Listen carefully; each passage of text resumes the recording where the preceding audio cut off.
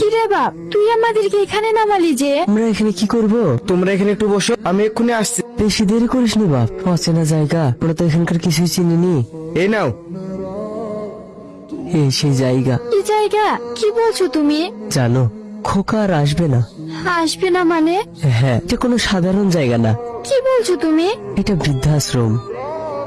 শেষে আমাদের খোকা আমাদেরকে বৃদ্ধাশ্রমে রেখে গেল। ভালোই হয়েছে, কিছু পাপের প্রায়শ্চিত্ত তো করতেই হবে। তোমার কথা আমি তো কিছুই বুঝতে পারছি না।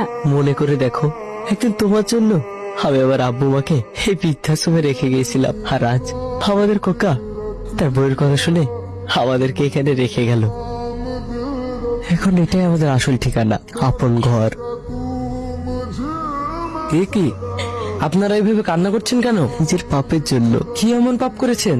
সব কথাকে আর সবাইকে বলা যায়? বললে যদি কোনো উপায় হয়। কি আর বলবো বাপ, আজকাল আপন মানুষরাও বড় হয়ে যায়। এমন কথা কেন বলছেন? বলুন, আমি তো আপনাদের ছেলের মতো। তুমি কে বাপ? এই ছোটন, আর এটা আমার মিসেস নাইরা। ও, তা আমাদের দুঃখের কথা শুনে তোমরাই বা কি করবে? বলুন, যদি কথা শুনে কোনো উপকারে আসি। শোনো তাহলে। দাঁড়া, কি হলো ভাই? গাড়িটা একটু ব্যাকে দে। ঠিক আছে। ওটা সেলেম না? হ্যাঁ, কিন্তু তুমি যে এক্ষুনি ওর জন্য মেয়ে দেখে আসলা। শুধু কি দেখে আসলাম, পাকা কথা দিয়ে আসলাম। এবার মনে হয় তোমার মান সম্মানটা আর থাকবে না। দেখা যাক, আগে বাড়ি তো যাই, কথা বলে দেখি কি বলে। সেলিম, কিছু বলবে? হ্যাঁ যা বলবে তাড়াতাড়ি বলো। বলছি, তোর জন্য একটা মেয়ে দেখেছি। কিন্তু কেন? বিয়ের জন্য। তোমাদের পছন্দ করা মেয়েকে না করে দাও। কিন্তু কেন? আমি কি তোর জন্য মেয়ে দেখতে পারি না?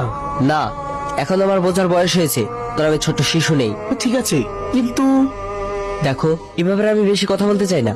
আমি একজনকে ভালোবাসি আর তাকেই বিয়ে করব। তাহলে তুই কি বলতে চাইছিস? আমাদের ইচ্ছের কোনো মূল্য নেই?